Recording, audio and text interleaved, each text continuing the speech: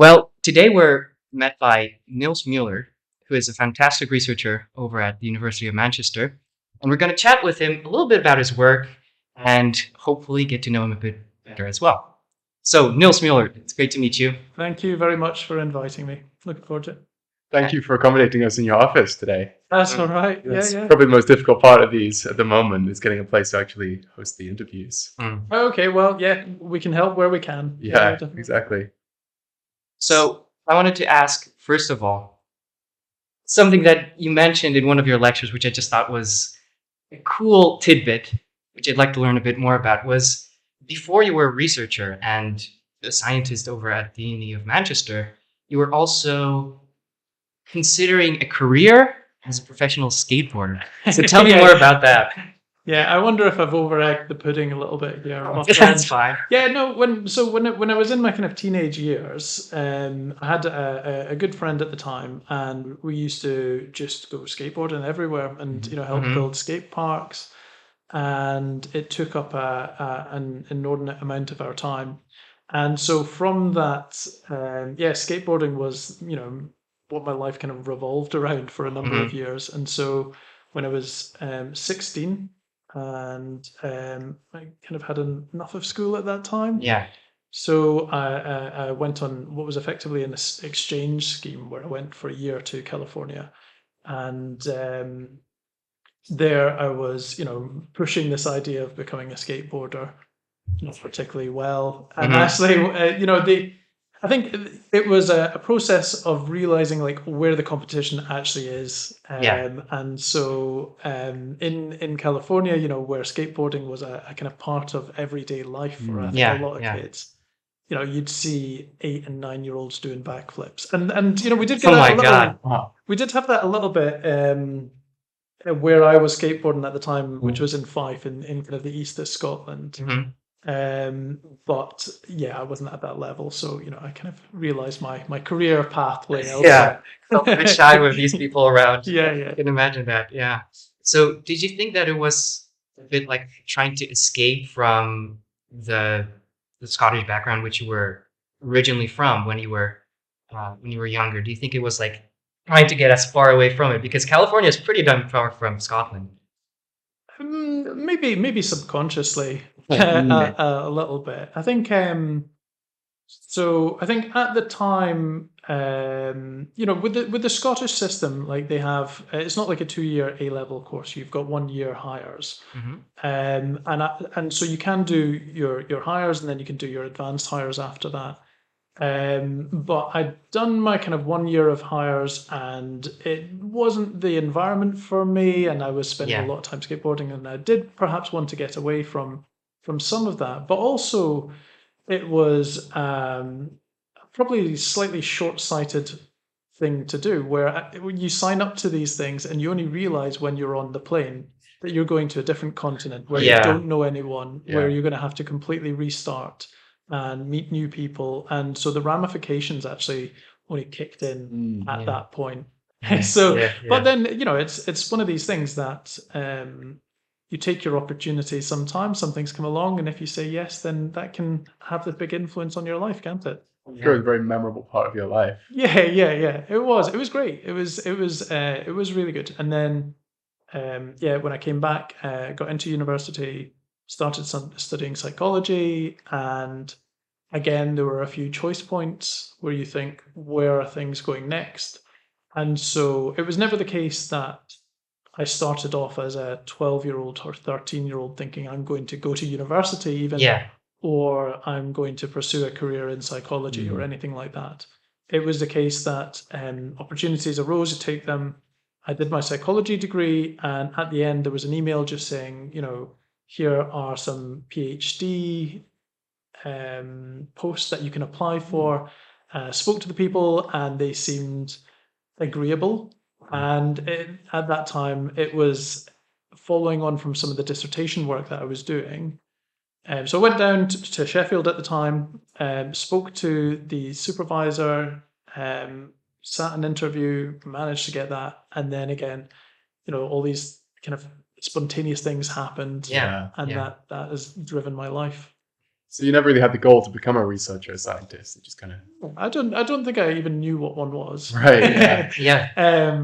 But it's the case that when you're doing your university degree, you start doing your dissertation, you're carrying out your project, and some people hate it, and some people do that and they're like, that is enough. I want to get out of here. I want to go into industry, into business. I want to, earn more than I would do otherwise. Yeah. But I enjoyed it. I enjoyed the process of designing my project and collecting data and analyzing it, presenting Yeah. it, and there was a kind of satisfaction in it all coming together at the end. Yeah. Was there a level of curiosity as well that motivated that? Yeah, definitely. And I mean, that is one of the things you get out of a career in academia is that you can take on different projects, and each time you take on a slightly new project, there's an entire rabbit hole, isn't there? It's the same with your essays that like yeah. you start thinking about a particular subject and you say, maybe somebody's done a bit of research on this before. You go into Google Scholar and you find out there's 12,000 papers on Yeah. it or whatever. Yeah. And so you go from that to, so it's kind of like being interested in something, realizing how little you know about it, and then making inroads into that, and then figuring out how it all fits together. And each time you do that, you're kind of building on your past knowledge as well. So that process is definitely an interesting part of being an academic. Yeah. Oh, that's definitely something that personally I think both of us have experienced. It's just the sense of we really things come together. You get a better understanding of your subject, and then you finally are able to write the essay. Yeah. But it never seems like you could continue that process forever, and it would never get a complete picture of it, because whatever you pull out of there, it's like two new things come with it. Yeah. That's definitely the case. I think the thing you get looking back over the years as well is there were some things that were involved in during my PhD where it seemed like some people had already done a bit of research. There's a particular project that I was working on looking at memory problems in people with epilepsy, and at the time there was maybe 10 papers on it. So people had done some stuff before, but not a huge amount, and so it was at that part that I was carrying out, some small studies, making like a little bit of additional knowledge in that area. And now, kind of, 12 years on from that, or 14 years on, that study's been cited like 100 times or 120 or whatever. So like, there are all these other studies that have kind of come out of that. And so you kind of see that you have a sense of that everything is kind of endless and there's a rabbit hole everywhere. But actually, when you start making your contributions, like that leads to this kind of snowball effect from there, which is interesting. Because it seems like the cycle is kind of endless, because you make a study and there's so many variables that can be altered, which will have a completely different utility in terms of research. You can change the demographic of participants, or you can change this variable.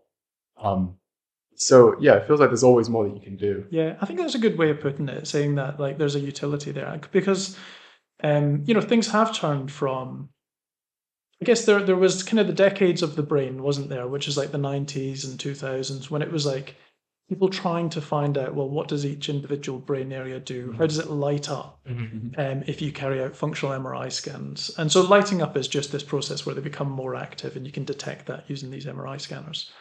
But from that, there has been a sense of what use is it? How can you use that in therapy? How can you use that in the clinic? And so there is more of a push now to not just understand things, in order to understand the mechanisms of how things come about, but to think about the application side of that. And so this is what, a lot of grant funding bodies are keen to emphasize and to promote now as well. So so utility is like a big part of actually the changes that we're seeing in research. Okay, that's an interesting point that you make here, because now, being a part of the University of Manchester staff, you have started working on different utilities for the knowledge that has been gathered in the 90s and the 2000s. So in your case, what do you think are kind of the highlights of the research that you guys are doing right now? Yeah. So we have students, or certainly within my lab, there are students working on quite different areas. So I think you've already interviewed Katie and Meg. So Meg is looking at how stress affects people. One thing that's been really interesting there is that actually started off with work with my ex-PhD student, Liz McManus. Yeah. And so Liz was looking at the behavioral effects of stress. So if you have to stand up and give a talk to people, how does that affect your memory? And so the canonical view of that is that it will lead to difficulties in retrieval, that you get stage fright and things like this. Yeah. And you'll remember those events much more strongly than neutral events or things that happen when you're not experiencing that stress. Yeah. And so she carried out a number of studies looking at this, trying to manipulate lots of different variables. And, in the same way that people have with their kind of final year dissertation, we're just getting null results, null result, null result, null result. And it kind of goes against the literature in some sense, because the literature is very clear, stressful events affect your encoding and they affect your retrieval. And so from that, there was an idea that actually maybe it's not just about these events happening to you. Maybe there's a lot of individual differences in there. And so what might be perceived as stressful by one person could be much less stressful for another. And how do these kind of experiences that we have throughout our lifestyle, our lifespan, like influence that? And so so one thing that's been really interesting is kind of mapping that out. And then Meg has been looking at, experiences of early life stresses, childhood traumas, and thinking about the behavioral effects that has on people, thinking about how that affects the brain. And so that's been a really interesting recent line of research. And we've shown that the behavioral effects are mediated by these changes that we have in the white matter of the brain. That's really interesting. I always imagined that, and I've heard a little bit about the research behind stress and how it affects memory.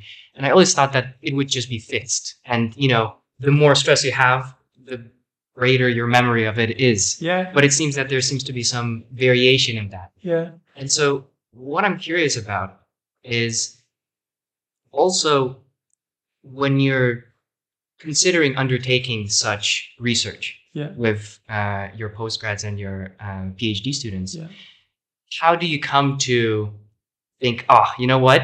How about we try this rather than something else instead?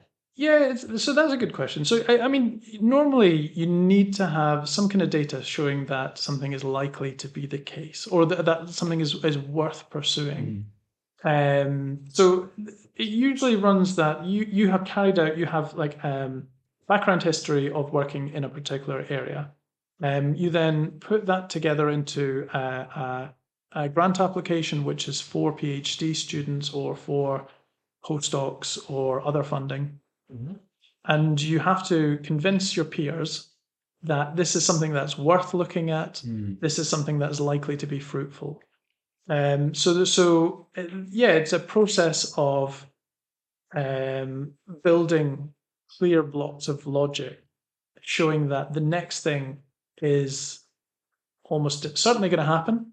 It's certainly likely to be true and is worth investigating. And then you'd also put in perhaps something that's a bit more blue sky thinking after that, which is where, once we establish this, then we can try out this slightly more fanciful thing, which is perhaps going to give better understanding of the mechanisms that are involved in this, or that might have this chance of leading to, this kind of outcome or and so on, from that project. So it's about building your arguments all the time and having clear steps towards things. Yeah, so that sounds like a process of grounded inference where you see that there's some anomaly maybe in your data, and then you take that little unit that just seems to be a little bit off, and then you use that as a basis for new research, and that's kind of reverts back to what we were saying about, it's as you pull on, the knowledge, there's always more coming in. There was an interesting situation about 10 years ago, maybe a little bit more,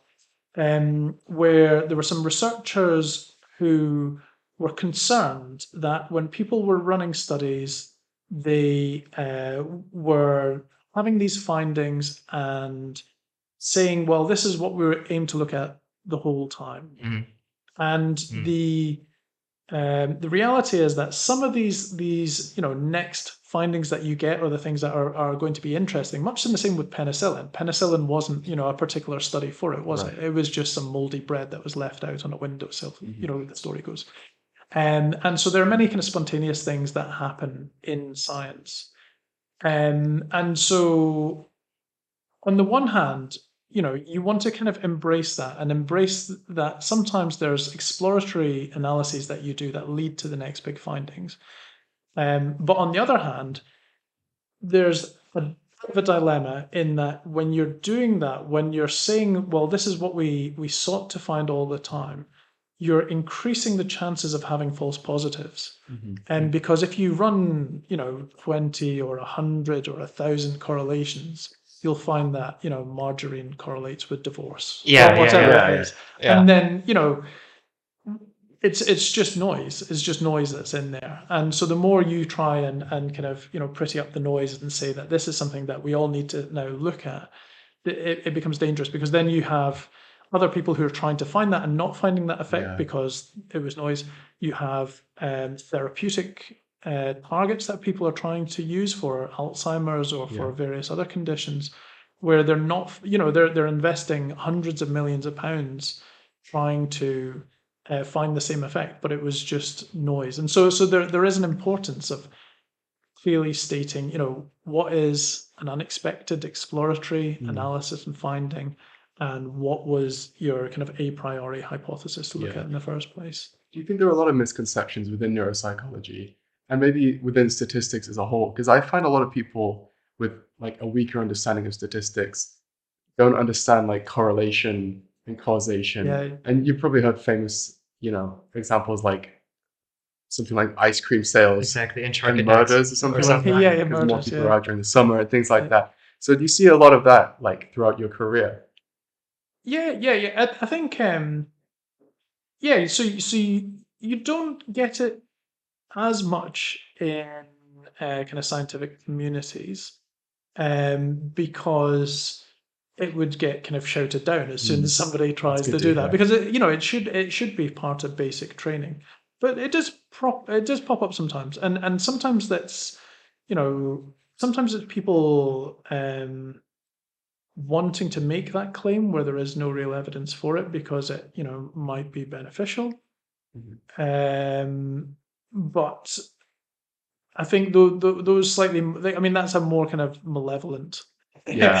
view on things. Yeah. And I think, the correlation causation problems are more about trying to communicate findings to the outside world, to Yeah, lay yeah. media and things. So there's a really interesting set of studies by Chris Chambers and Petrock Sumner in Cardiff, actually.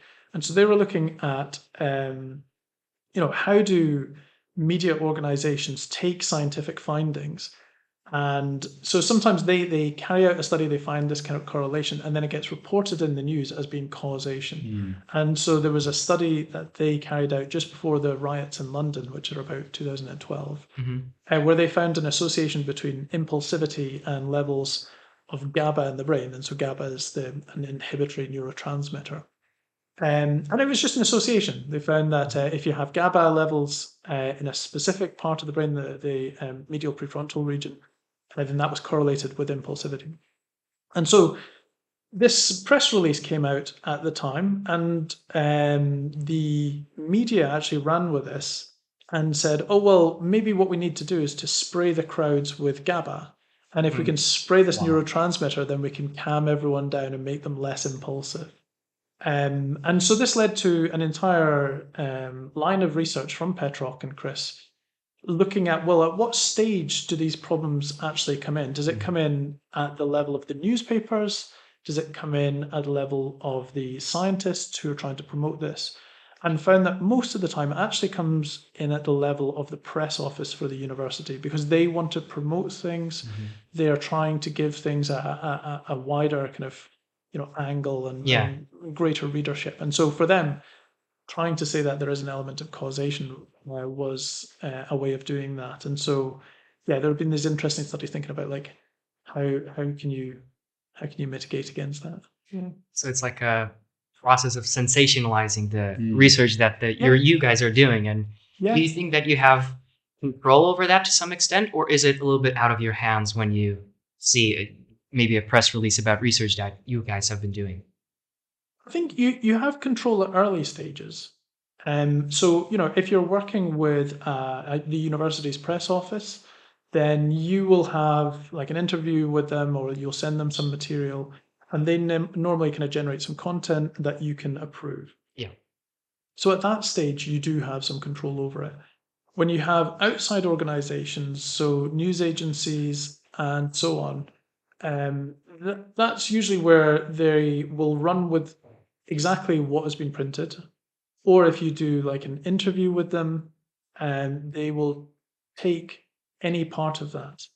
And Mm. so you could say something flippantly at one point, and that is what they run with. Yeah. Because they won't check that back with you, and it's part of their can't remember what the journalistic News code. cycle, maybe? Yeah, I can't remember what the name is, but it's like it's part. Yeah, it's part of the way that news is carried out, is that they don't need to seek approval Mhm. for content. They just need to have it that you actually said that particular thing. So you just have to be wary in those situations. Yeah, definitely. Yeah. With this kind of, I sometimes read articles, let's say in the BBC, for example, Yeah. which claim to interpret papers, which I've been reading as well. And sometimes it's really funny for me to see just how differently interpreted those two Yeah. things are. And I think that at that level, I can really feel that there's a degree of interpretation that people add to their perception of these papers. Yeah. So that's definitely somewhat. Do you think that's troubling? Because I don't know to what extent do you think that's a issue. I know that, for example, in 2000s and early 2010s, there was a rise in observations that there's so many false positives. Yeah. And so many issues with papers that could not be replicated. Yeah. And do you think that relates in some way to just trying to make it all less sensational and more closer to the truth? I think I mean this was flagged. This was flagged in a number of different very high profile journal papers now. So I think there was a paper by John Ioannidis saying that 90% of all medical research findings are false. Kate Button had a very big paper about how lots of neuroscience, neuroimaging studies are underpowered.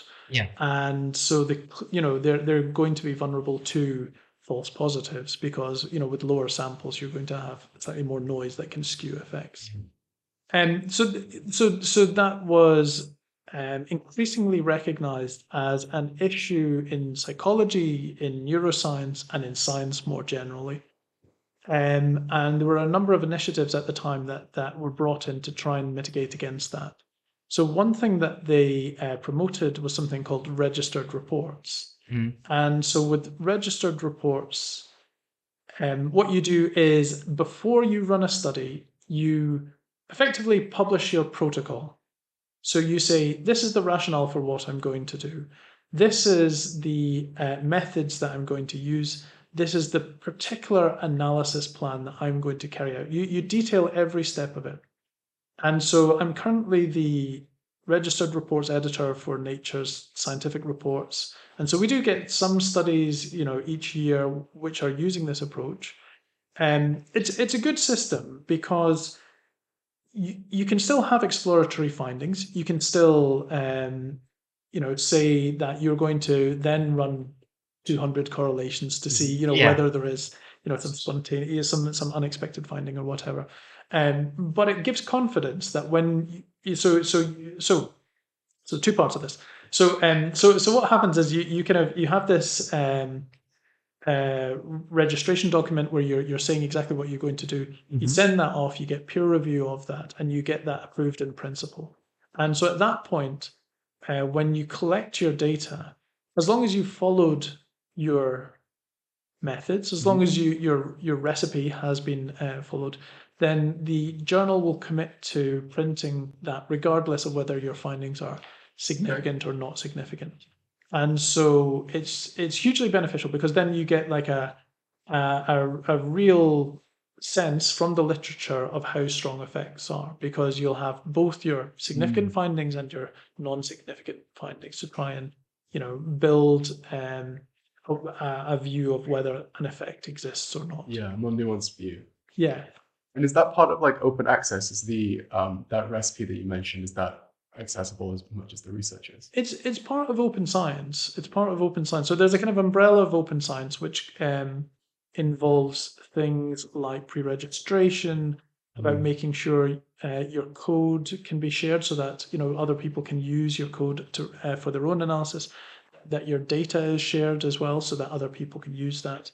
And they might use that either to try and replicate your findings, or they might use it to answer slightly different questions. And so, so that comes in there. Then you have the kind of open access, which is making sure that all journal papers can be read by anyone. But that is sometimes contentious because the publishers actually charge quite a lot for that, and I heard 20,000 for a Nature paper. I think Is that it's not right? about 12,000. 12,000. 12,000 for a Nature paper Jesus. if you want to open access. Yeah. But and it's ridiculous because it is the cost of a car. It's the deposit on a flat. Yeah. They're not insignificant sums.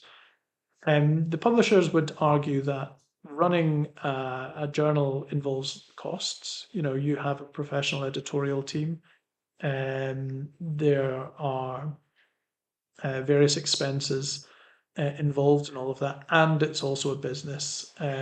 So that would be their argument on that part. But for scientists who have to apply for grants, and the grant pays part of their salary, it pays them to do the science, and then the whole concept of then having to pay in order for that to be published by someone else is, I think got people wondering about, well, are there alternative models? And people are pursuing that to various extents. Yeah, I heard that the big issue, especially with publicly funded research, is that first, you get money from the public to even be able to do that research. And so theoretically, you could say that it's owned by the public at that point. Yeah. And then you have to pay again for the public, not to even have access to it, but to be able to access it with additional costs. So it's like there's multiple levels at which you have to pay. Yeah. And I mean, one question that people have wrestled with is, what is the added advantage of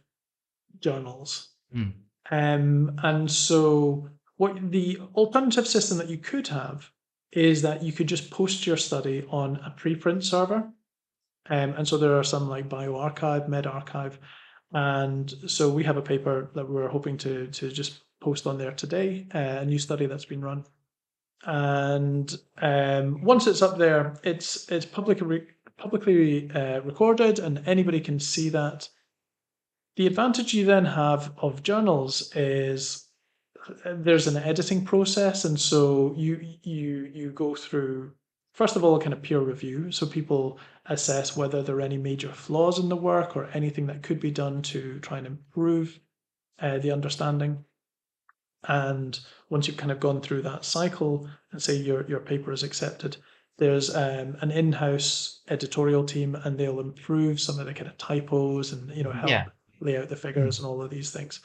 And then the fact that it's in that particular journal will be a prestige factor, and it will bring more eyes to that work, as opposed to being one of a million papers that have been submitted in the last month to a preprint server. Definitely.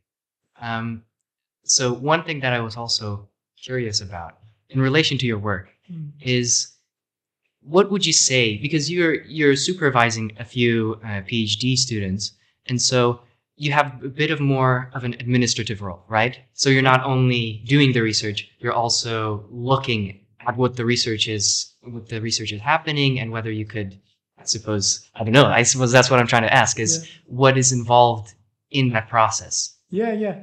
So I mean, once you have your student, or you have your project running, or your research assistant, or whatever it happens to be, then the challenge is to stay on top of it. Yeah. And when you have a single PhD student, that's relatively easy because it's the same as when you're doing your own PhD.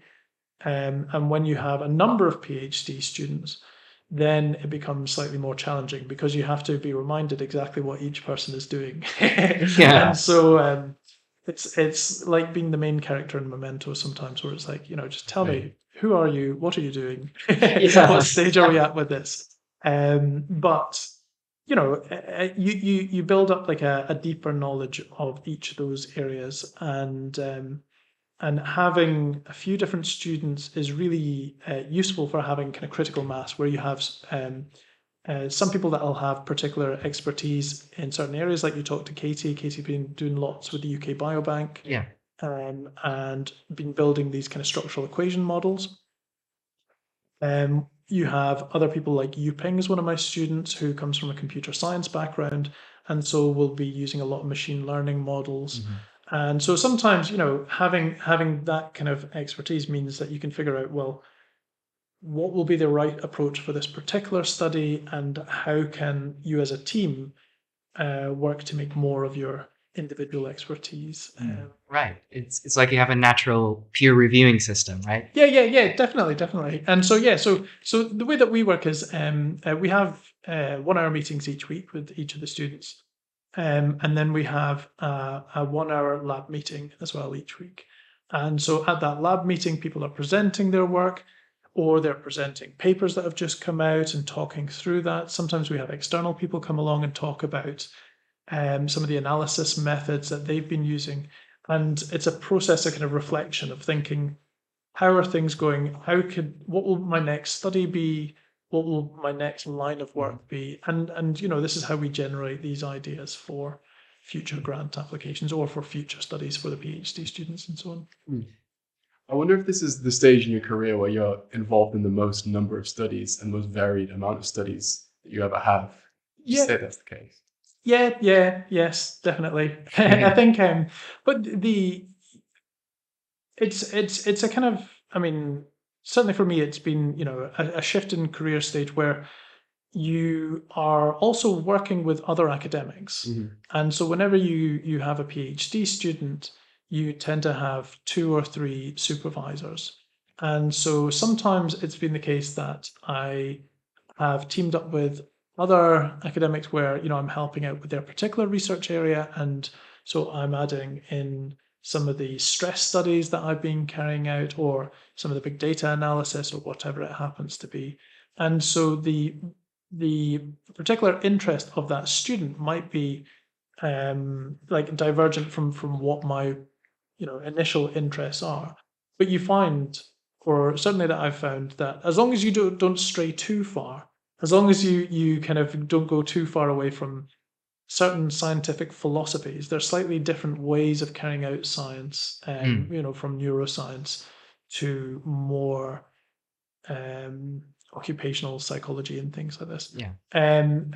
So as long as you kind of stay, within your remit a little bit, then actually you can build and you can build and you can build, and you're developing all these different areas of expertise, and figuring out exactly how they do kind of link together in a productive way. That sounds really interesting. One of the things that you pointed out here, which I thought was really curious, is different philosophies for science across different subfields which you're working with. Yeah. What does that mean? So I guess a simple way to think about it is, in psychology you have quantitative studies, which are really about trying to have. I'll get into a lot of trouble here because like my view of quantitative studies is that you have a particular set of hypotheses that you are assessing, and so you're usually trying to make sure that you don't have too many hypotheses, because the more you have, the more you need to adjust for multiple comparisons. And so you're just likely to get more false positives if you There's have more noise, right? yeah, there's more noise. And so like your particular way of designing a study, of thinking about how to set that up and to account for specific factors, all feeds in together. Whereas I guess with qualitative psychology work, so I mean, you can tell me you've been carrying out a bit of quality. How We would you have. describe it? Oh, how would I describe it? You know, one of the things that I found to be really enjoyable about qualitative work is that you get a better contextual understanding of the psychological phenomenon that you're Yeah. working with. So, for example, you know, you can think of depression and you can have a questionnaire which says this person is depressed, 100% depressed, whatever that means. Yeah. And but you don't really understand what that means, what that implicates for yourself or Yeah. for the Yeah. people around them. So Yeah. I think that gives a broader perspective for what the concept that you're working with actually mean. Yeah, it's been a bit of a breath of fresh air to hear some real perspectives. I'm assuming they're real people, these interviewees. They were. Yeah. On what the actual experience is like. Because I think a lot of people go into psychology, people who are less aware of how scientific it is, will go into it thinking it's going to be very qualitative, You know, you look at people and you talk with them. experiential And stuff like kind of that. subject. So it is nice to have some of that. So I wonder how much you guys do that, you've been able to do that in your work, or if it's been mainly quantitative. It is almost exclusively quantitative research that we carry out. Yeah. But I think, I mean, you know, I guess one way to think about it is in therapy. So say you have somebody, as you're saying, you know, you have somebody that comes in that has a depression score of 10 on a 20-point scale. You know, that if you have two people that come in with a score of 10, it's not the case that the same therapy will work for both of those people. So if you try and quantify it and say, well, this is all we know, that they've got a depression score of 10, we're going to try and use the same CBT approach or whatever it happens to be. And you might find that it works for one person, it doesn't work for the other person. And so this is where, you know, if you had a better understanding of their background, you might realize that actually this person's depression relates to their current situation, or it relates to their recent experience or their childhood experience or whatever else. And so the kind of halfway point, I guess, is where people are using big data approaches, where you know you're going from having two people to actually having 2 million people or 500,000 people in the case of the UK Biobank or whatever. And it's actually trying to build a model where you're taking into account this huge range of different factors, and using these kind of machine learning approaches where you know roughly you've got data points on recent history, you've got data points on childhood history, you've got data points on the particular kind of biological changes that some people might have had over their lifetime, whether that's, you know, that they've been smoking or that they've had hypertension or whatever. And then from all of that, you can build a model where you can have a kind of precision guidance almost on what might be the best therapy for that particular person. And so it, in some sense, it's appreciating that there is this kind of depth of experience and trying to quantify it in a slightly different way. So you know, you can use those approaches, but yeah, the pure kind of qualitative approaches I've never worked with. I would do a misjustice if I tried to even explain how they work. And so yeah, so that's knowing the limits. Yeah. Yes. That's really interesting what you're saying about taking into account all those factors across such a large sample, which it seems necessary when it comes to something therapeutic, where there's so many factors to take into account in somebody's lifestyle, what's affecting them emotionally. So yeah, that's really interesting stuff. Yeah. So in kind of picking up where he's the point that he's making, I was wondering about, because you have access to the UK Biobank, you have access to thousands of variables, and doesn't that give you more of a precise method to really, as you said, kind of hone in on whatever it is that you're researching? So for example, when it comes to depression, you can understand someone's depression on a much deeper level because you have access to all these kind of overlapping causes, which could give you a bigger picture of what they're actually feeling. Yeah. So I mean, we published a paper just recently on this, in fact. So this is with Rebecca Elliott and a PhD student at the time, Zen Hong He. And so he was looking at depression in men and loneliness. And so looking about how the brain changes in people who are lonely, and found that there's a part of the brain called the anterior cingulate cortex, and so this is associated with social pain. And so in people who showed more loneliness, they had slightly lower volumes of this particular part of the brain. But where people also had a history of, and this is men, this is just in men, so where men also had a history of major depressive disorder, actually there was another part of the brain, the ventrolateral prefrontal cortex, that seemed to be slightly smaller there. And so, having this huge amount of data meant that you can have much more specific hypotheses, you can have tighter kind of inclusion criteria.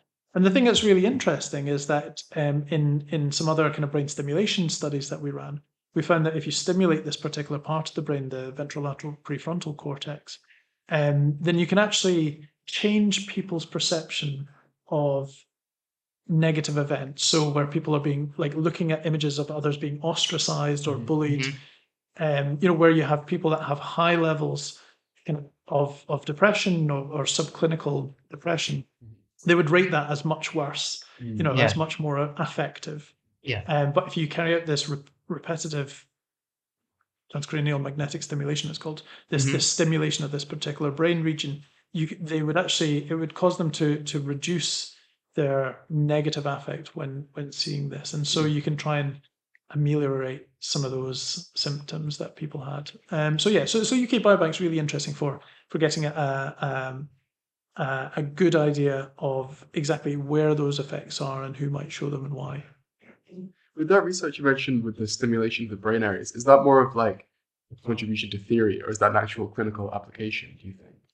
I mean, it's a good question. Yeah. So I mean, we were doing it to demonstrate that it works. Right. And it pulls together like lots of studies that are trying to get at mechanisms. Like so, and this is what we were talking about at the beginning, wasn't it? Is like, what does it mean to see a part of the brain light up? And what we really want is to know that if we do something in that particular part of the brain, then it might have an effect on symptoms. And functional MRI hasn't translated to the clinic. There are very few clinical conditions where somebody would go in for a functional MRI as part of diagnosis or prognosis. One of the few that you see this for is for epilepsy surgery, where people are using that to try and work out whether different parts of the brain, like the hippocampus, are still active during memory. And so if you resect that, if you cut that out to try and reduce the presence of epilepsy, to reduce the number of seizures that they're having, would you actually inadvertently cause all these memory problems like you see in patient HM and so on? So that's one of the few cases where actually functional MRI has been used more broadly. Yeah, I'm really interested to see if in the future of neuropsychology there's going to be more of an overlap with clinical practice, and see if it can inform practice more in the future. Yeah. I think MRI, like structural MRI, has definitely had a huge impact in that, I think before the advent of PET and MRI, you'd be using the symptoms, the semiology of patients to try and figure out, well, what part of the brain might be affected in this particular case. And then, now you just go straight in for an MRI, you can see that actually there's a lesion in this part of the brain or whatever else. And so from that, you can try and predict the outcomes. And so this is where a lot of this kind of machine learning and things are coming in there. But functional MRI of trying to figure out exactly which parts of the brain are active during different tasks has proven to be much more challenging. And so that's partly because of these false positives that we were talking about before. It's partly because people have realized that it's not the case that you have a particular brain area that does a task and does it in isolation. There's a network that's involved here. And so it's like you might have a lesion in one part of the brain and have a particular symptom. You might have a second person that comes along, has the same symptom, but has a lesion in a slightly different part of the brain.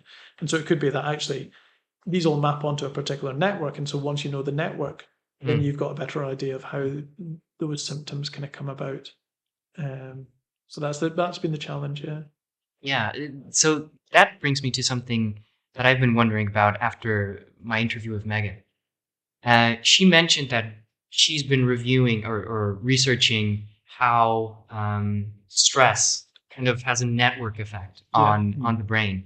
And so what I was wondering, and she also mentioned that because she's focusing on that, and because this is increasingly how science is looking at the brain, it's not just this single part and what it does, but rather how it works within the broader structure of the brain itself. And so what I was wondering is, as you see science progressing forward, or at least your area, do you think that it's going to get more holistic in that sense? As in understanding how networks Yeah. operate. Yeah, I think so. A really good example of this is, I mean, we're talking, there about the fact that you can have two people who have the same symptom but have lesions in different places, and you can have two people who have lesions in the same place but have different symptoms. And so there's a neurosurgeon called Andreas Horn who's been looking into depression networks and various other networks, and networks that are involved in various other clinical conditions, and looking at if you take 50 people or 100 people that have the same symptoms, which could be kind of Parkinsonian symptoms, or it could be depression or whatever, and you map out this network that's involved. If you find the common node that is seen in all those people and stimulate that particular region, do you then get better clinical outcomes? And has shown very positive effects with that. So that's one of the other cases where they're starting to use functional MRI in kind of neurosurgery to try and improve outcomes. So yeah, I think the more we know about mechanisms, the more we know about the biological basis of these symptoms, the better able we will be, either now or in future, to try and treat them. That's Yeah. So when you say that, I get really excited because I think that the way that I've seen this field of research over the last decades, only coming from not my knowledge, of course, because I'm not even a few decades old, but people who've narrated it for me. It's like you're putting the pieces together as almost. It's, at first we were just looking at the little leaves and what the specific things were doing, and then kind of trying to connect that with more, I suppose, applicable ways of looking at it. And then you're almost connecting it at the very roots. So you're really getting to real applications of what this could, of what your work could implicate. So I'm wondering whether, as this is going to continue happening, in your view, do you think that what Marshall said earlier, that the fact that what you're researching right now more theoretically, as in, you stimulate this region and it just happens to work on the thing that you were thinking about, do you think that slowly the applicability of it in clinical context is going to increase? I'd certainly hope so. I think, I mean, we have to be kind of realistic with this, which is that, right now, if you look at the NHS, there's massive waiting lists for therapy. And the chances of them putting everyone in for a £500 MRI scan beforehand are probably slim right now. But the prices of everything do come down over time. And so the whole thing of having like this kind of precision medicine approach where you have a better understanding of the full biology of somebody, which could be thinking about the hormones and hormone shifts that you might have. It might be thinking about liver function. It might be thinking about the brain and so on, and then using that to guide therapeutic approaches. There are some people that have been making kind of inroads into that, and this is what we do hope will happen, certainly more, that with Meg's work, she's looking at how stress has affected people, how it affects these systems that are involved in detecting threat or in reward systems. And so we can map that out, and the idea is hopefully at some point you might be able to take people and you might be able to look at these systems and how they're responding to threat or to reward. And then at that point, saying, well, the chances of this kind of prognosis with this therapy for that particular person are going to be such and such compared to this other one. And so you can have, this kind of precision guided approach. But everything's, it's a cost benefit relationship that you're trying to establish all the time. Yeah. And right now MRI is expensive. So it's thinking, not only can we actually establish those mechanisms, can we show that, that there is this kind of validity of these types of approaches in predicting outcomes.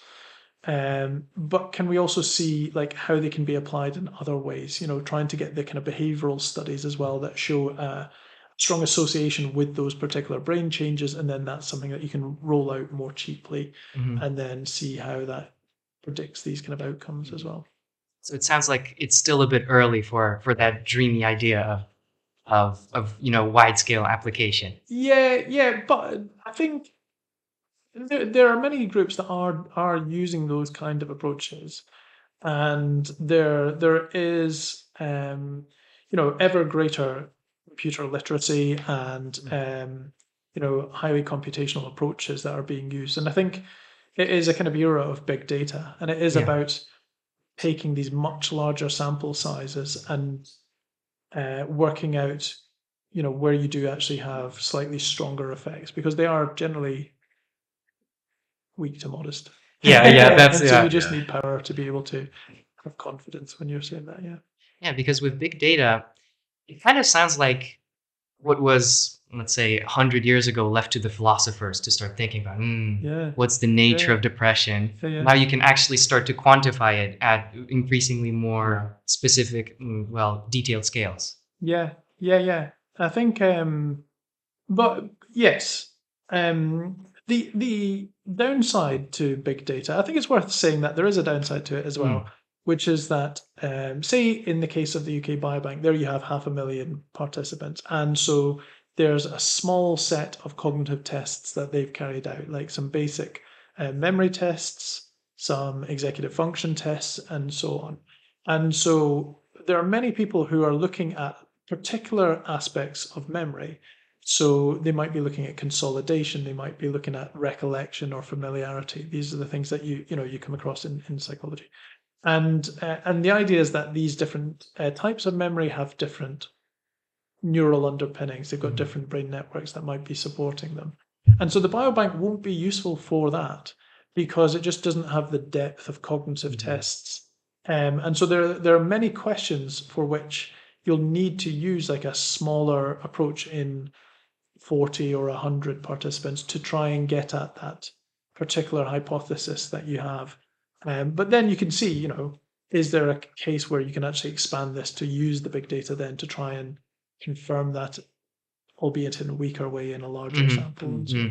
Yeah, so again, it's like this scoping effect almost. You can have this giant piece of data, but it's a bit vague, and then you can narrow in, you get it more detailed, but then you have a lower confidence. So that's the trade-off that you seem to be talking about. Exactly, Yeah. So in that respect, what I was also curious about is, you mentioned, you made these studies and you tried to, sometimes try to have an application, but sometimes it's also theoretical. So I'm curious about your individual motivations for that. Like when you do research or when you're part of a team that does research, what is it that you really enjoy about doing that?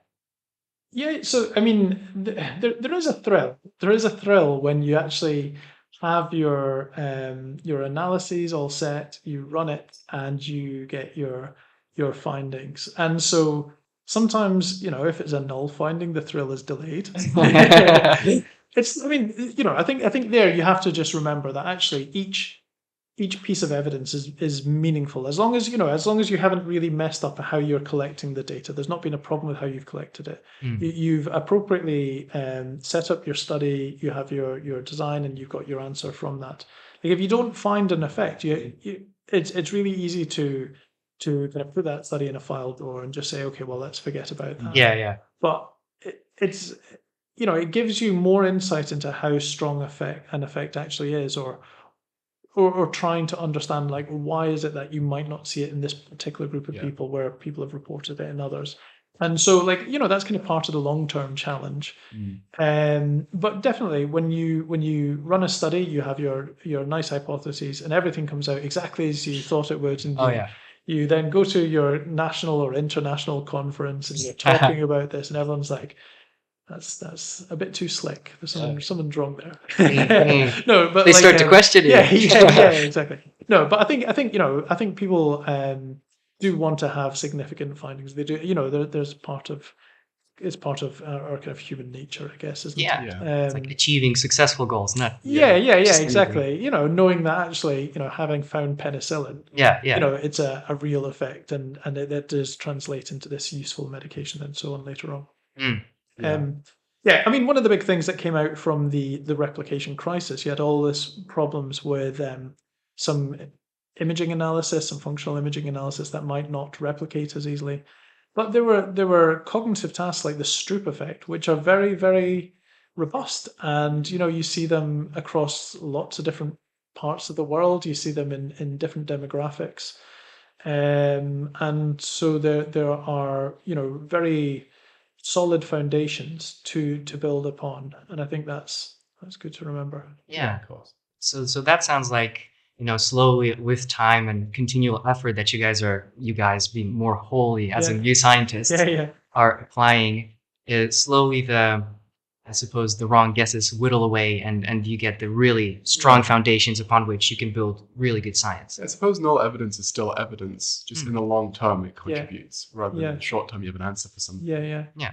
And the challenge in past generations of scientists has been that you would never publish a null finding Right. because you would, it's not exciting. It's like, oh, we had these hypotheses, we did all this research, and nothing. Yeah. It's kind of inherently disappointing, isn't it? But now there is, because of the replication crisis, journals are more willing to accept these non-significant findings. You have pre-registration that we're talking about before, and so that is an approach where you can ensure that as long as you carry out your study, they're going to publish it regardless of the result, and that is giving a much clearer and realistic view of effect sizes and limitations. Sounds like good progress. Yeah. It is, yeah. It's kind of meta science in a way, Yeah. because it's not that you're trying to find a particular effect or something. It's trying to understand what is the way of finding effects more generally, and is it actually suitable, and what are the kind of problems that you might encounter with it. Yeah, so it's kind of connects with what you seem to be doing as a lecturer as well. You're not only working on producing science, but also producing scientists, which will in turn produce science. Yeah. So that sounds like another area in which you're kind of contributing to that. So how has your experience been with being a lecturer in general? Does it feel different than talking to us, for example? But being a lecturer gives you a deeper understanding of things, because you have to explain things in a way that makes sense to people who aren't already familiar with all the jargon. And you soon find out that when you try and get rid of the jargon, sometimes that there's nothing left. And yeah, so, but I'm being flippant. Like most of the things that we study, like there is more to it than just the jargon. Yeah. But like I think it's good on that basis. Like what you do find is that when you start lecturing, that it is daunting. Some people will walk into a lecture theatre and will start talking to a big crowd of people and be absolutely fine in those situations, but it is rare. The other thing that you get is a strong sense of imposter syndrome.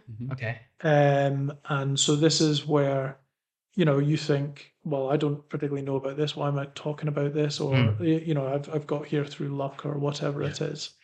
And I do remember there was one person that I met once who said that they'd never felt imposter syndrome, and I just instantly felt less of him. I was like, how have you managed it? It's a bad sign. It's a red some flag. arrogance going on there. But yeah, over time you do develop kind of confidence. You become more able to to think about like what is going to be a good way of explaining things. Mhm. Yeah. Yeah.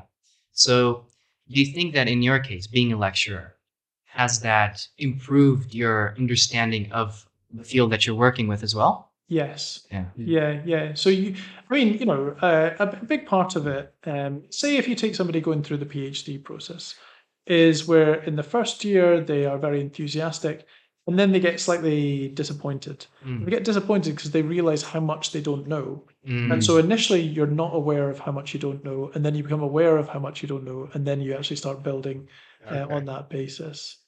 And so, yeah, when you're lecturing, you have to kind of go, you might have sat undergraduate psychology 20 years ago or whatever, Yeah. but you can kind of fool yourself into thinking you have a very deep understanding of neuronal firing or action Mhm. potentials or whatever it happens to be. And it's only when you go back and you actually have to explain all of this to people and think about the function of different neurotransmitters that you realize there were some things that you didn't quite know, or you find out other things that then become useful later on in your research studies and so on. So yeah. Have you noticed a big difference? If I'm right in saying you became a senior lecturer this academic year? Last year, yeah. Last? Yeah. Yeah. Okay. Has there been a big difference in your daily work? And is it mainly to do with like supervision of research, or is it more about lecturing? So the promotion system here is actually very transparent. Um, and so it's on the basis of the amount of teaching that you do, the contribution you have to leadership. So whether you're director of different courses, whether you're involved in recruitment, or running divisions and so on. You have also your research, so how many like papers that you have, your grant income that comes in, and so on. And so it's trying to evaluate how people are doing on that basis. How much of an impact are you having? What's your trajectory? And if it looks like you're on an upward trajectory, then it's easier to get promoted to senior lecturer and so on. And if you bring in millions and millions of pounds and a huge grant, then your chances of becoming professor are great. Yeah. Right. And so there's a little bit of kind of gamesmanship with all of that. But yeah, so since I became senior lecturer, I've become the deputy head of the division. And so it's an administrative role where we're trying to manage the finances of the division, think about the strategy and various other issues. And so that has certainly added a whole new line of Dimension to work it, and yeah. dimension to Yeah, the yeah. things that Oh, I'm yeah. doing since. Yeah. Yeah. I've actually had the chance to talk with a department head over in the States, and she mentioned that it's a bit like being the CEO of a company, where you have to kind of step back a little bit and see what are all the people doing and try to make it a bit more efficient. So have you found that to be the case as well? Yeah. Yeah. So I mean, I'm not the head. I'm only the deputy head. Yeah, I'm yeah. a lowly deputy. So Deputy humble head. little deputy. So my son when I was when I got the deputy role bought me one of these like little sheriff stars with a deputy. Oh, that's so sweet. But I've never worn it into work. I think that would not give the right message out. That'll be awesome. Yeah. But it's interesting that you see a different side to things, which is where initially you feel like you're fighting and you're fighting your corner all the time, and then over the process of actually going into these kind of leadership roles, you're trying to figure out, well, for other people, where are the synergies? How can they work together? What is going to be a useful way for them to combine their research to get big grants coming in or to make new discoveries? And so there is an element of trying to figure out where those kind of synergies are. But yes, you find also that there is quite a hierarchical system in that the heads of division will then have like a head of school above them, and the head of school will then have the head of faculty and the vice deans and deans and so on. And so you get a little bit more power, but you don't get as much as you might think. Your budgets are constrained, but you do have like some more leeway. thinking about how everything comes together. Yeah.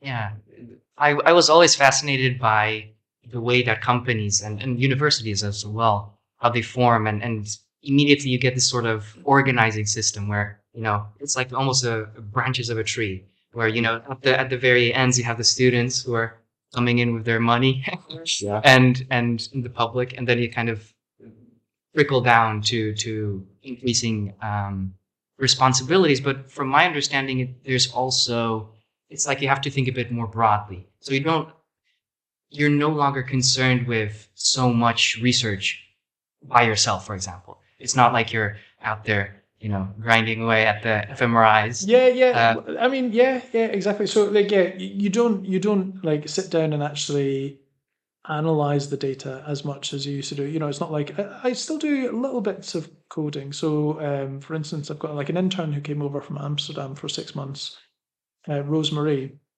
And so she's doing a project in people with MS, with multiple sclerosis. And so she's doing this imaging analysis. And so we've had to, work together to get the software running. And so as a digression, what she's looking at is, what's more important if you have like an MS lesion in a particular part of the brain, is that going to be the best indicator of the kind of problems somebody will have? Yeah. Or is it the fact that that lesion lands in a white matter tract or a particular network? And so Yes. this is what she's looking at there. So as a PhD student, as a postdoc, I would be running all of that analysis, have very kind of like tight control over it. And so you do have to kind of step back a bit. And it's about training people and making sure that they have the training that they need, the software, the facilities, the space to carry these things out, and that they have the right questions, Yeah. that they're actually asking in the first place. And so, so you move from that to thinking about, well, how can we, facilitate that for other researchers? How can we provide a little bit of oversight over some of the undergraduate students and how things are set up there and how the course runs, and and so work with the course directors to try and facilitate that to offer the best facilities for students coming in and so on. Yeah. Yeah. So I guess as you work your way up the ladder, you have more responsibility over helping other people work their way up the ladder. Yeah. And it's a case of, figuring out what works and what doesn't work. And so the more you can like it's a little bit hard because people want to fail themselves. Not to fail, but they want to, carve out their own path. And so, you can advise them, you can say, well, this thing might not be as effective, this other thing might be good. And so everyone's path is going to be different. And so this is like what we're saying, it's big data, isn't it? People have past experiences, they might have slightly different approaches, different ways of carrying out their research that's going to be effective that might not have been effective for me, and so on. But you do find that you're trying to guide people through that. In the case of PhD students, it's it's like, how do you actually set up a paper to submit it to a journal, or how do you present a conference poster in a way that will get the message across more easily? Get the reward. Get the award. Get the prize. And actually, Katie presented a poster last week and won the poster prize. Really? Wow. She mentioned that she wanted to do that. Oh, that's so great. So that was brilliant. Yeah. Yeah, that's fantastic. Yeah. So it sounds like in your case, it's increasingly more.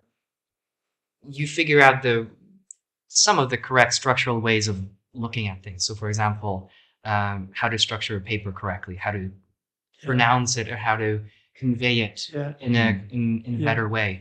And so it's like you're the insider, trying to help out the newbies. And it's still a learning process. And there are people that I work with that are much, much better and have much more expertise at some of these areas than I do. But each person contributes their little bit, and it does over time build up and get better outcomes on that basis. So yeah. I was wondering, because sometimes people say that as they become go into positions where they have more responsibility, they also feel more of a burden coming from the fact that you have a lot of people who kind of depend on you. So I was wondering whether in your case you felt something like that, or was it mostly positively received?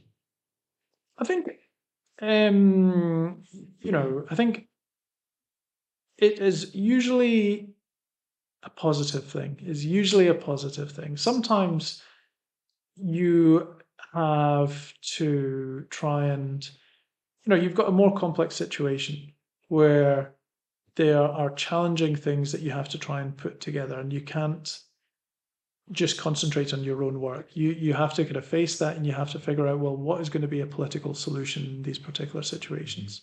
And there is a kind of burden to that, where you might be up later at night thinking, have I said the wrong thing? How what is the approach that I'm pushing going to be effective here? So that does come in a bit, but by and large, you do see that actually you can have a contribution that is meaningful. And so, for example, last year we ran the final year project retreat online through this software called GatherTown. And so GatherTown is like a slightly weird Zelda type experience. Okay. Where you can, you kind of walk around in this virtual Zakonis building. So I created this virtual Zakonis building. And then if there are other people there, it pops up as a kind of Zoom window. And so you can, suddenly start talking to them and all the rest of it. And so, I kind of, I built this this virtual Zakonis like a few years back, and I showed it to people, and they were like, "Well, that's a fad. That's never going to be useful." And then last year, we decided to run the project retreat for all the final year undergraduate students through the GatherTown, where we had 400 people going through this virtual Zakonis, and we ran the lectures through that, and then people could go and talk to their friends, and it would all pop up. And That's awesome. and That's so amazing. yeah. So it was really, it was nice kind of coming up with that and pushing that and actually seeing that it was a positive experience for people and so on. Did you use Unity to build that? No, I use GatherTown. It's like it's a particular kind of online software. All right. And so, it's all kind of there. It's not like I built the software or anything like that, but I built the map and the layout of the building. The layout of the building and all the facilities kind of within that kind of virtual. Did you put your office in there as well? A little tiny office? I can show you it later on. Oh, I'd love to see it. We'd love to see it, honestly. How long did that take you to make? It was during lockdown actually, so Project. it took a few hours, and then my son realized that you could put in a kind of Mario Kart track in one of the rooms, and so he started kind of adding all these other things. So there's like secret portals and all this kind of stuff that are in there. Oh, little Easter eggs for people. There is, yeah. But it's just an example that sometimes you do have projects, and they do have good outcomes that come from it. Yeah. So I think that's been helpful. That's really cool. So, Yeah. it's been fantastic talking to you, Nils. Thank you very much. It's really lovely. I hope we do this again, in all honesty. Hope you had fun with us, and we definitely it's been did with great. you. Perfect. Again, Thanks so very much. Thank you so much. Awesome.